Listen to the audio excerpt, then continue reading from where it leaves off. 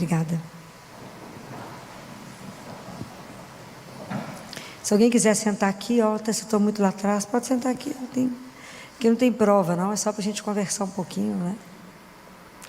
É uma alegria a gente poder voltar a se encontrar, para começar a conversar, né?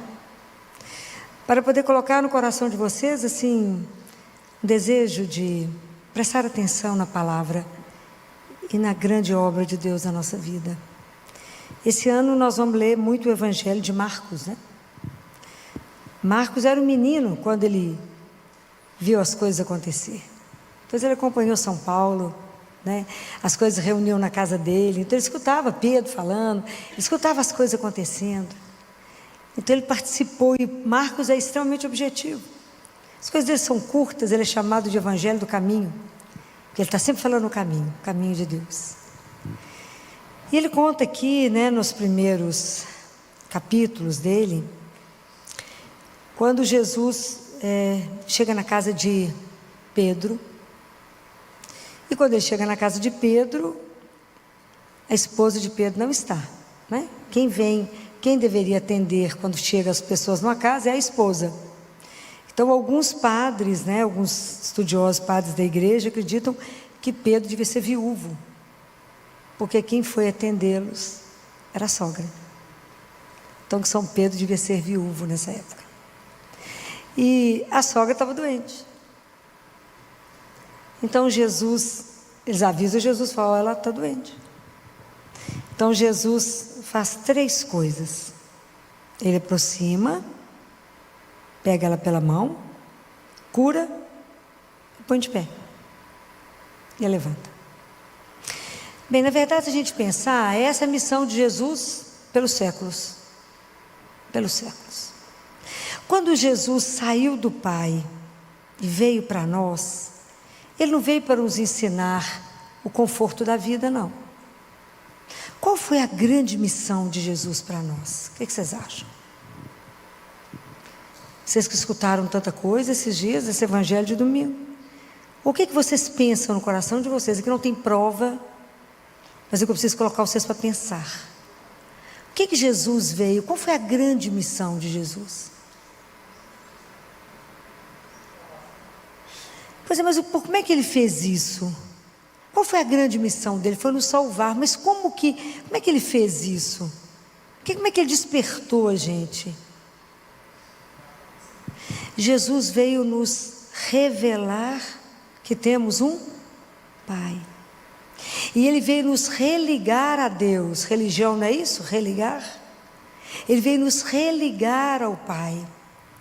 Então tudo que Jesus fazia era a cura, e Ele fazia essa promoção humana, e Jesus fazia os sinais da cura física. Porque na verdade Ele encontra uma humanidade completamente doente. Hoje nós temos uma humanidade diferente daquela? Acho que pior, não é? E qual é a grande doença da humanidade? Qual a doença mais profunda da humanidade? A doença mais grave que a humanidade tem? Qual? Discuta. É a ausência de Deus. É achar que pode viver sem Ele. É se prescindir de Deus. E é isso que Jesus fez. Ele veio nos contar, né? Ele veio nos ligar de volta ao Pai. Porque o reino de Deus é exatamente isso. Então quando vocês quando começa lá no capítulo 1 ainda mais na frente, Marcos fala, cumpriu-se o tempo, o reino de Deus está próximo. Isso significa o quê? É a relação minha com o Pai. Porque se eu vivo na presença do Pai, se eu descubro a verdade e o amor, eu estou na presença dEle. Isso é o reino de Deus acontecendo. Era Jesus no meio de nós e nos trazendo, nos possibilitando a convivência com o Pai. Isso é uma coisa espetacular. Ele veio nos dar essa possibilidade, veio nos mostrar que independente que essas curas eram só sinais, porque o Senhor queria uma cura mais profunda. E a nossa cura mais profunda é quando a gente está diante do Pai. Para curar aquelas feridas que nem a gente tem consciência dela.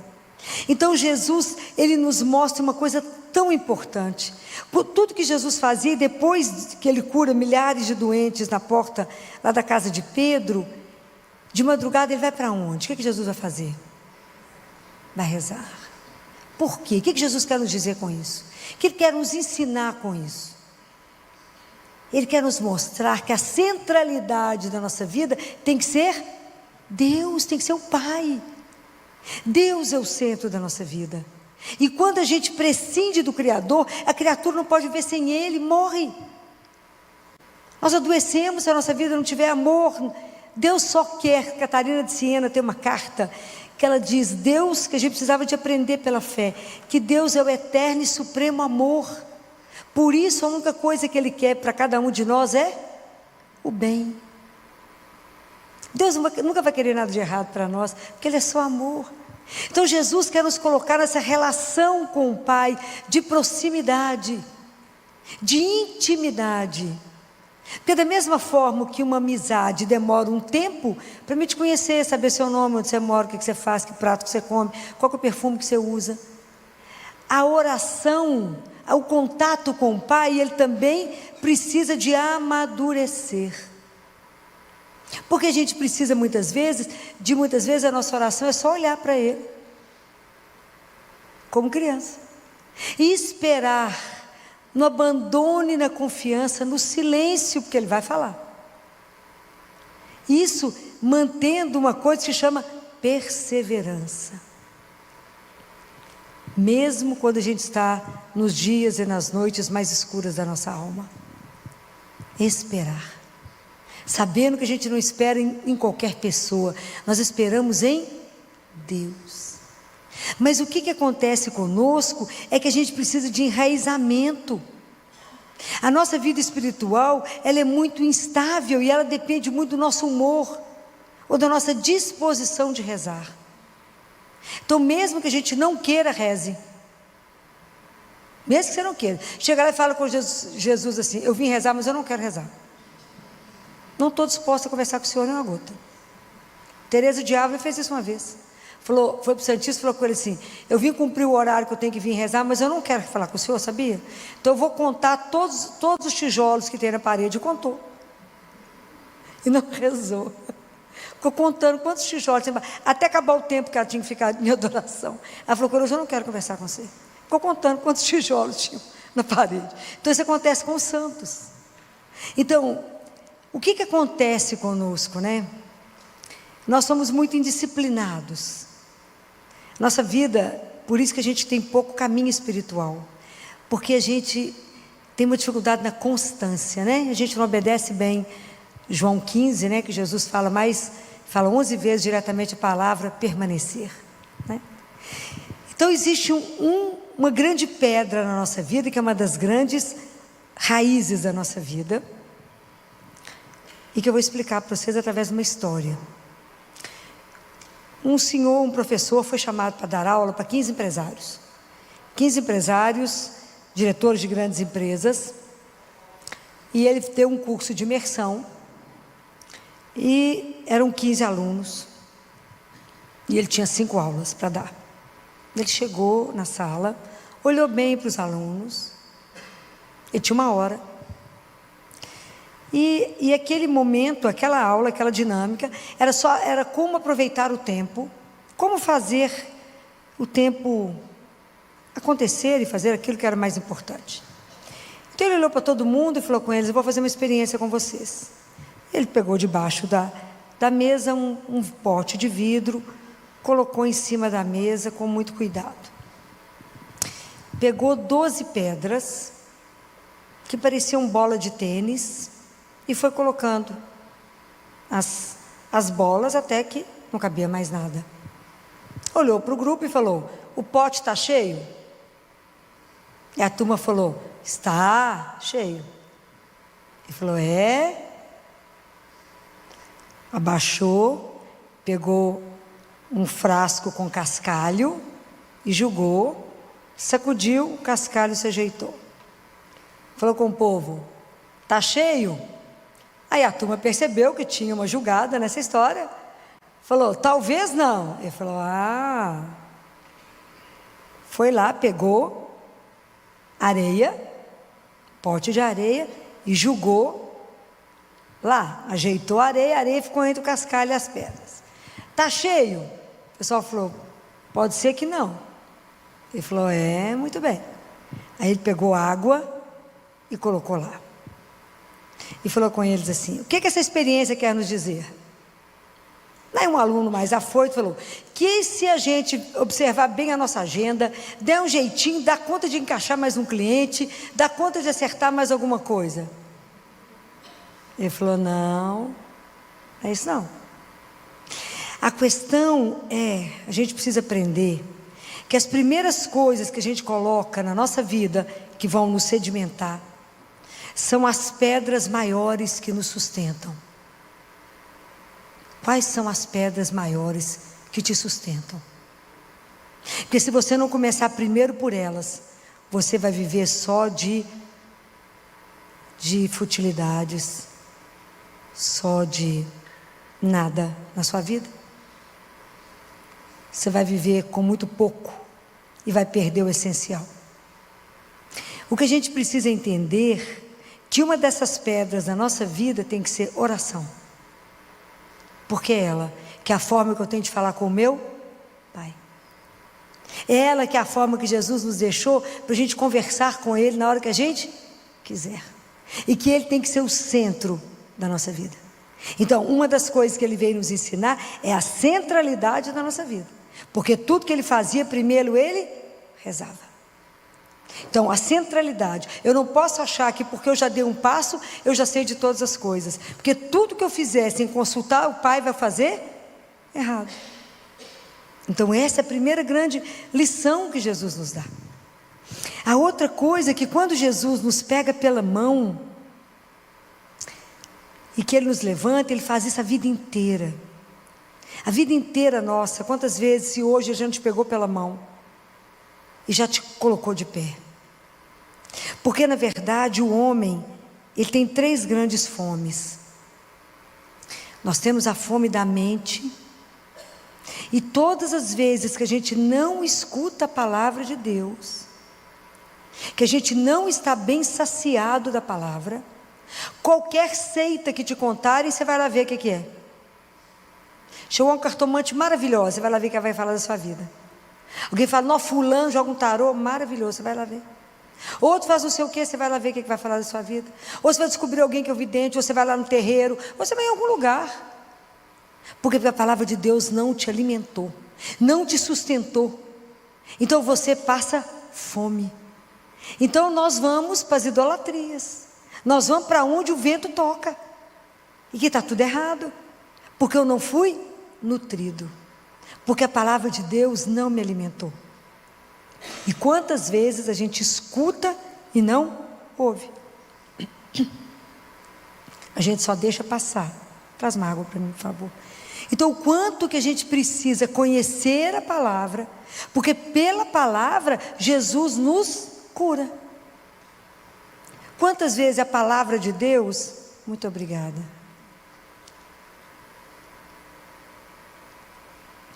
Quantas vezes a palavra de Deus é que te dá ânimo?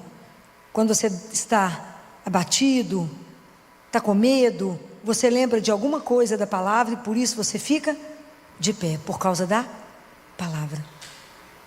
A outra fome que nós temos é a fome nossa do coração. A nossa fome do coração, a gente precisa pedir a Deus que nos dê um coração que saiba amar. Porque o nosso coração é muito egoísta, né? A gente pensa muito na gente somente. E aprender a amar, quem pode nos ensinar? Somente Jesus. Somente Ele. Somente Ele pode amar através de nós, conosco. Só Ele pode. Mas ninguém. Como que é difícil aprender a ser amado por Deus, a se amar e amar o outro. Isso é um exercício de uma vida inteira.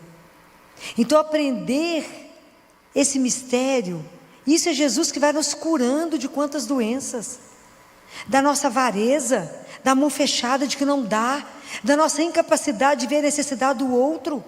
Quem pode me dar um coração capaz de ver a necessidade do outro? O que está escrito no Evangelho de João? Se você está com alguém do seu lado, e se você não se sensibiliza pela dor e pelo sofrimento, pela necessidade do outro, o que João fala? Isso é sinal de quê? De que o amor de Deus não habita em nós. Olha que lindo. Se você vê alguém passando uma necessidade, e se aquilo não mexe o seu coração, é sinal de que o amor de Deus não está presente em você. São sinais muito claros. Por isso que Jesus tem que ir nos curando. Fala, não, Jesus, eu passei por aquela pessoa deitada no chão e nem liguei. Sinal de que meu coração está duro. Nem percebi que ele é meu irmão. Compreende por que Jesus tem que vir nos curar? De quanta coisa Ele tem que nos curar, de quanta coisa nas relações uns com os outros, que o Senhor precisa de nos curar. Então, é preciso pedir a Deus que nos ajude a curar o nosso coração. E a outra coisa que a gente precisa pedir a Deus para nos curar, quando a gente precisa pedir a Deus que cure o nosso coração, é através de quê que Ele cura? A mente Ele cura pela palavra, o coração Ele cura pela? Me arrisca? Me arrisca? Pela Eucaristia. Nós vamos entender que na Eucaristia nós recebemos quem? Vivo. Vivo? Isso é que ele fala com a Margarida Lacoque, troca de coração comigo? E tiro dele, você fala, toma, você fica com o meu e eu fico com o seu. Pode imaginar? Ela vendo uma cena dessa? Quer trocar, Margarida? Vamos trocar de coração. É Ele vivo. É isso que nós temos que resgatar na nossa fé. Mas nós temos que pedir a Jesus uma outra cura, que é a cura da alma. Porque isso que é pior, né? Porque a mente te traz as tragédias, né? Porque é pior do que a pobreza material, é a pobreza espiritual. E a pobreza espiritual, quando a gente vive no pecado e não tem consciência do pecado, porque a gente, é como se a gente já tivesse sido anestesiado, e as coisas de Deus ficam para lá, ela não entra na minha vida. E aí o mundo só tem um remédio que o mundo precisa, porque ele precisa da graça de Deus para ser curado. E a graça de Deus vai ser doada através de quê? De quê? Está vendo como é que a gente tem todos os remédios e não sabe o nome? Que Jesus continua nos curando? Fala, Filó, mas Ele curou, foi a sogra de Pedro. Não, Ele cura hoje, curou vocês aqui na missa. Que Ele te pegou pela mão, te deu a palavra, você pediu perdão, e Ele te perdoou. Então a gente precisa de voltar nos sacramentos, em especial na confissão. O mundo, o remédio que a humanidade precisa, chama-se confissão. Nós precisamos de voltar ao mistério da reconciliação, ao sacramento da reconciliação. É o único tribunal, como dizia São Padre Pio, que a gente declara culpado e sai como inocente. É o único. Então, quando Jesus vem curar, e essa cena é linda, que Ele pega a sogra de Pedro, Ele pegou cada um de nós, para poder nos dar consciência que temos um Pai. A partir do momento que eu tenho um Pai, eu preciso ver a minha vida em função do Pai. E eu vejo que a minha vida está precisando de acertar, então eu preciso pedir perdão. E eu preciso me alimentar, então eu alimento, a minha alma tem que ser alimentada. E Jesus fala isso para Catarina de Siena. Catarina, a alma é incorpórea, por isso que não alimenta pelo pão. Vocês precisam da palavra e precisam da Eucaristia, senão vocês não ficarão de pé, não serão curados. Então qual é hoje a nossa grande cura? Como é que nós podemos ser curados hoje, agora? Vocês passaram pela Eucaristia. Nós precisamos de resgatar na nossa vida o amor à Eucaristia.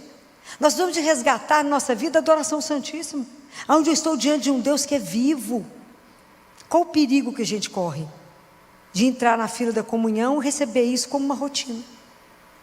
E nem tremer as pernas de emoção, porque eu estou diante de Jesus vivo. Pode imaginar o que é ser abraçado por Ele, que nesse momento Ele te cura, que nesse momento Ele transforma seu coração, que nesse momento Ele faz o que Ele quiser da sua vida, que nesse momento você abraça Ele, que você tem um encontro pessoal com Ele por 15 minutos. A gente não tem essa dimensão. Tanto que a gente comum que fica olhando os outros. Ó, ou sai. Eu falo, para nesse momento, esteja com Ele. E ele fala com Gabriele, Gabriele, quando você tem uma visita chique, importante na sua casa, você não deixa ela sentada na sala e vai olhar a janela. Esteja comigo. Esteja comigo. Fala com ele, Jesus, eu sou sua. Faça de mim o que você quiser. Me cura. O Senhor que está vendo aquilo que eu não sei, me cura. Jesus quer nos renovar. Então isso que Ele fez com a sogra de Pedro, Ele faz conosco todos os dias. Quantas vezes Jesus te pegou pela mão e falou, de pé, porque eu te sustento, pela palavra, pela Eucaristia, eu sou o seu alimento. Quantos santos viveram com uma Eucaristia por dia? Só uma Eucaristia, não tinha mais nada, não comia mais nada, uma Eucaristia. Mas é preciso que a gente peça a Deus essa graça da cura. Fala, Senhor, me dá consciência que a maior doença da minha vida e do mundo inteiro é estar longe de Deus. Essa é a doença, a ausência de Deus. Me faz entender que viver a vida no amor e com Ele é todo o sentido da minha vida. Se eu vivo na verdade, no amor, é o reino que acontece aqui agora. Se nós estamos aqui nesse momento falando dele, o reino de Deus acontece nesse momento. Pedir a Jesus a graça, ser curado. Fala, Senhor, me ajuda a entender a palavra para que eu cure a mente. Me ajude a receber a Eucaristia de forma digna, para que eu possa ser curado no coração. E cura minha alma, por cada vez que eu for confessar. Me dá a graça da confissão. O pessoal fala, Filó, não aguento confessar não. Nem sei confessar. Pega os 10 mandamentos como roteiro. Começa do primeiro, amar a Deus sobre todas as coisas. Fala, claro que eu amo, acima de tudo. Avalie. Avalia. Se você de verdade ama a Deus acima de todas as coisas. E aí você começa. Vai pedindo perdão. E peça ao Espírito Santo que te revele. Peça a Nossa Senhora que te ajude. E vamos fazer um propósito de confissão mensal. De Eucaristia diária. De confissão mensal. Leitura da palavra diária. Sabe por quê? Porque nós precisamos ser curados. Se o batismo apagou, né, a gente passa a ser a morada da Trindade, e ela pagou o nosso pecado original, a gente vive as consequências. A nossa alma é desordenada, as nossas paixões são desordenadas, por isso que Deus tem que nos curar na alma. Nós vivemos paixões enlouquecedoras que nos tiram do centro, que é Deus. E as nossas paixões têm que ser ordenadas a partir dEle, e não sem Ele. Tudo que for fora de Deus vai dar errado. Mas Ele que nos centra, Ele que nos cura, Ele que organiza as coisas. Então cada um de nós sabe aonde nós estamos precisando ser curados por Jesus essa noite. Se estamos vivendo paixões doentias, estamos vivendo idolatrias, estamos com o coração pesado, duro, avarento, egoísta, que não divide, que não dá, que não compreende a transitoriedade de tudo que a gente tem. Vamos pedir a Jesus, fala, Jesus, eu sei que a raiz do pecado é sempre o egoísmo, me ajuda. Olha para mim, vamos pedir a Ele, olha para mim. Vamos pedir a Nossa Senhora que não conheceu o pecado, né? Que foi gerada imaculada. Que ela que é o refúgio dos pecadores, apesar de não conhecer o que é pecado. Vamos pedir a ela que nos ajude. Nos ajude a ir a Jesus que é manso e humilde de coração. Para que Ele possa nos curar, nos lavar, ordenar a nossa vida. Faz, Jesus, coloque ordem na minha vida. Me organiza, vai me curando, vai me preenchendo com as coisas que são suas. Me ajuda a pensar coisas que de verdade vão nutrir a minha alma. Me ajuda a estar com os pensamentos cheios das coisas de Deus e não pensar aquilo que não vai me levar a lugar nenhum. Porque às vezes a gente acorda e começa a pensar num tanto de nada, mas que te tumultua, te perturba e gera doença, sofrimento. E geralmente não aconteceu nada daquilo. Quando você acordar de manhã, não sabe o que você começa a pensar, começa a Ave Maria cheia de graça, Senhor, conversando. A melhor coisa que você faz na vida. Comece a se encher daquilo que de verdadeiramente pode nutrir a sua alma. Aprenda a viver com seu anjo da guarda. Aprenda a chamá-lo. Ele não tem nome, guardem isso. Mas ele é seu, foi feito para você, foi feito para te guiar, para te orientar. Fala com ele, me ajuda, o Senhor tem poder sobre mim, me ajuda a andar no caminho de Deus, abre meus caminhos, me mostra as coisas. Nós temos tanta ajuda do céu e não pedimos, para que a gente possa viver isto, né? Nunca se esquecer de Deus, que Ele é o nosso centro, em tudo falar com Ele, ser dependente dEle como uma criança, e falar, Senhor, me ajuda a estar segura no Senhor, firme, mesmo quando tudo está desabando, mesmo quando tudo está perdendo sentido, mesmo quando eu acho que vou perder absolutamente tudo, que eu permaneça agarrada no Senhor, e que eu não me perca. Quando eu perder, eu não me perca do Senhor. Essa é a maior riqueza que nós podemos ter na vida.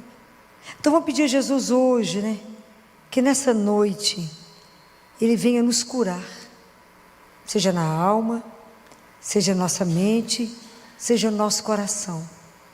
Que hoje, que vocês que já receberam a Eucaristia, e se às vezes a gente não aproveitou dela como poderia, peça perdão e fala, Jesus, me dá graça.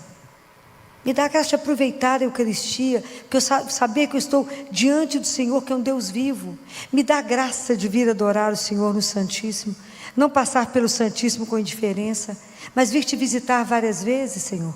Me dá a graça de vir te visitar e de me abrir diante do único que é meu amigo, que nunca vai mudar de ideia, que nunca vai me abandonar, nunca vai me trair, nunca vai me dar uma coisa errada ou ruim, nunca vai me oferecer alguma coisa que vai fazer mal à minha alma, mas que ao contrário, vai sempre me sustentar e me manter. Vamos pedir a graça e Jesus nos dará. É assim. Primeiro a gente toma consciência, para que depois Deus possa fazer, porque aquilo que não é apresentado a Deus não pode ser redimido. E hoje nós vamos pedir a Jesus a graça da vida de oração, que todos os dias Ele nos permita um encontro com Ele, que a gente possa arrumar um horário, um local, e pegar a palavra, e rezar a palavra, e falar o que o Senhor quer falar para mim, hoje, com essa palavra, o que o Senhor quer falar. Então vamos pedir a Jesus todas essas graças sob a intercessão de Nossa Senhora, e convidar vocês que ficarem em Belo Horizonte, sábado pela manhã, 8h30, nós vamos reunir aqui para rezar o rosário. Não é um terço, é todos os mistérios da nossa redenção. E em um deles, nós vamos fazer, nesse terço, a adoração para os sacerdotes. A igreja precisa da oração dos leigos. Somos nós, podem ter certeza, que iremos salvar a igreja. Serão os leigos, que irão pôr o povo de pé. Então, eles precisam das nossas orações e nós vamos estar aqui para rezar. Se você não tiver nada melhor para fazer, nós vamos estar com Jesus exposto, o Santíssimo vai estar aqui, e nós vamos rezar o rosário. Então, quem quiser vir nos acompanhar, 8h30 da manhã, não tem palestra, não tem nada, nós só vamos estar diante de quem pode nos curar, de quem pode trazer para nós a coragem, a alegria, o ânimo de continuar caminhando, sabendo que não estamos sozinhos, mas na presença de um Deus que não se cansa de nos buscar, que não se cansa de vir atrás de cada um de nós, que não se cansa de se aproximar, de nos dar a mão, de colocar-nos de pé e falar, coragem, eu caminho com você. Louvado seja nosso Senhor Jesus Cristo. Para sempre seja louvado.